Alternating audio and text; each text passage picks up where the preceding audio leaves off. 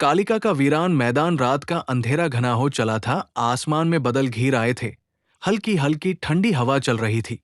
एक रहस्यमयी में मैदान जो चारों ओर से ऊंचे ऊंचे बाबुल वो 5 के पेड़ों से घिरा हुआ था। मैदान में जाने का एक ही रास्ता था, जो दोनों ओर से पेड़ों के घने साए से बचा हुआ था। दोनों ओर से पेड़ों के घने साए से बचा हुआ था, मानो कोई अदृश्य शक्ति उसे रास्ते की निगरानी कर रही है।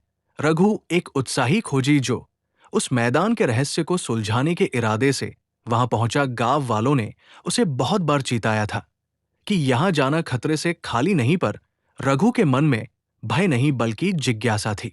रघु जैसे ही मैदान में कदम रखा, पेड़ों से आई ठंडी हवा उसके कानों को छूकर गुजरी और रघु ने जैसे ही बनाना चाहा, उसके सामने एक भव्य कालिका का मंदिर दिखाई दिया।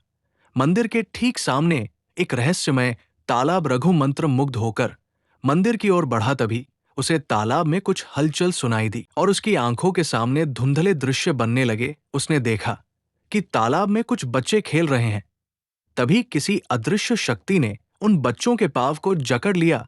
बच्चों की चीखों की आवाज मैदान में गूंज उठी। रघु चौंका और उसकी दिल की धड़कनें तेज हो गई। वहां एक ऐसा सन्नाटा छा गया कि रघु को अपनी दिल की धड़कनें और सांस लेने की आवाज सुनाई देने लगी। उसका पूरा शरीर कांप उठा। रघु ने घबराकर चारों ओर देखा। चारों ओर एक अजीब सा सन्नाटा छाया हुआ था। मंदिर की घंटियां अचानक बजाने लगी, मानो कालिका माता स्वयं रघु को कुछ संकेत दे रही हो।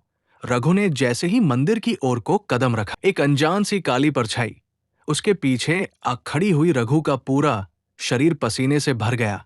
वो अपनी जगह से हिल तक नहीं पाया। तभी सीन दूसरी जगह शिफ्ट होता है। हमें एक अघोरी दिखाया जाता है जो एक जगह पर बैठकर ओम नाम का जाप कर रहा होता है। उसकी आंखें अचानक खुलती है। वो अपनी जगह पर खड़ा हो जाता है। जिस जलती हुई चिता पर वो तप कर रहा होता है, वो उसमें अपना हाथ डालता है और उसमें से एक भले को बाहर निकलता है और वह उस भाले को वहां से फेंकता है। वो भाला आसमान से होते हुए रघु के पांव के सामने गिरता है और सब कुछ शांत हो जाता है।